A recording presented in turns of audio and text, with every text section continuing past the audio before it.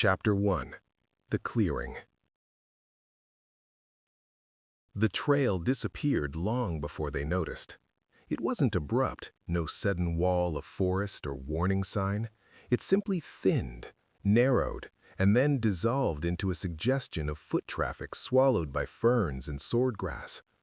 The Olympic rainforest closed in like a living thing, wet and breathing, its towering cedars blotting out the sky.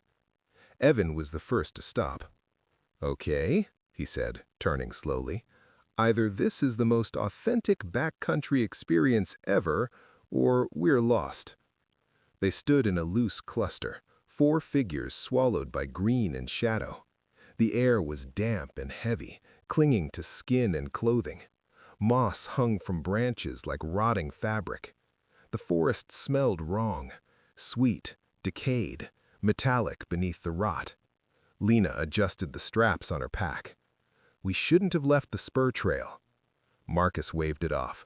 "Relax. GPS said this route would shortcut us to the ridge." Caleb checked his phone again. No bars. The screen reflected his face back at him, pale, uneasy. Batteries draining fast. They pressed on. An hour later, they reached the clearing. It opened suddenly, like a wound in the forest. The ground dipped into a shallow bowl, ringed by massive trees whose trunks were scarred and darkened, bark peeled away in long vertical gouges. The grass was trampled flat in places, matted and brown, as if something heavy had circled the area repeatedly. No birds sang, no insects buzzed. The silence was absolute.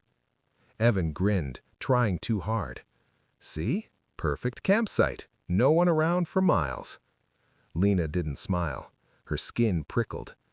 "Doesn't this place feel watched?" Marcus laughed. "You've been listening to too many podcasts." They set up camp anyway. The forest swallowed sound. Every hammer strike against a tent stake sounded muted, like it was being absorbed by the earth. The fire pit resisted them. Wood that should have caught instantly smoked and hissed, flame flickering weak and blue before finally taking. As dusk fell, the shadows stretched unnaturally long. Darkness came too fast, like someone had thrown a switch. The fire's glow barely reached beyond the clearing, and beyond it, the trees pressed in, black and dense. They ate in uneasy quiet. Evan broke it with a joke about bears. No one laughed. By the time they crawled into their tents, the forest felt closer, crowded.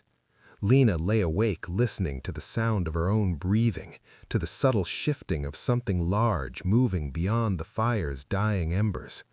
She didn't sleep. None of them did. The first scream came just after midnight. It ripped through the clearing, raw, panicked, cut short mid-sound. Lena bolted upright, heart slamming. "Evan?" Marcus was already out of his tent, headlamp sweeping wildly. Caleb stumbled after him, shaking. Evan's tent was convulsing. Something hit it from the outside, hard enough to lift one side off the ground. The fabric tore with a sound like flesh ripping. Evan's voice rose again, strangled now, frantic. "Help! Oh God!" The tent collapsed inward. A shape pressed against the nylon from inside and out at the same time, stretching it grotesquely. Too many joints, limbs bending the wrong way. Something heavy crawled over the top, denting poles, crushing space. Lena screamed. Marcus grabbed a burning log from the fire and ran forward, swinging wildly. The light caught a glimpse of it through the torn fabric, skin pale and slick, stretched thin over ropey muscle.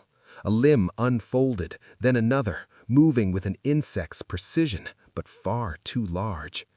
Evan's scream turned into a wet, choking sound. Then, silence. The thing retreated into the trees with a sound like meat dragged over stone. They stood frozen, breathing smoke and fear. Evan's tent was gone. Not flattened, not torn. Gone. In its place was churned earth, shredded nylon tangled in branches, and deep furrows carved into the soil like something had dug in and pulled down. "Evan?" Caleb whispered. No answer. The forest remained silent. Too silent. Morning arrived gray and cold, mist clinging low to the ground. They searched. There were no drag marks leading away from the clearing, no trail, no blood pool, just pieces scattered like offerings. A bootlace snagged high in a branch, strips of skin peeled and stuck to bark. Something white and curved. Marcus recognized it too late, half of a finger bone.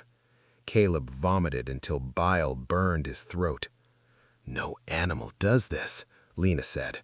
Her voice sounded distant, unreal. "Then what took him?" Marcus stared into the trees, eyes wide, unfocused. Something moved in the forest. Not fast, not slow, deliberate. A branch creaked, ferns rustled. The sound tracked their movement, always just out of sight. They packed in silence. The main trail was a full day's hike east. No signal, no other option. As they left the clearing, Lena glanced back once. For a moment, just a moment, she thought she saw something standing between the trees, tall, still, watching. Then the mist swallowed it. Behind them, the clearing remained quiet, waiting. Thank you for listening. Make sure to smash that like button or go to our YouTube channel to hear the complete story at Storytellers Drive-Thru.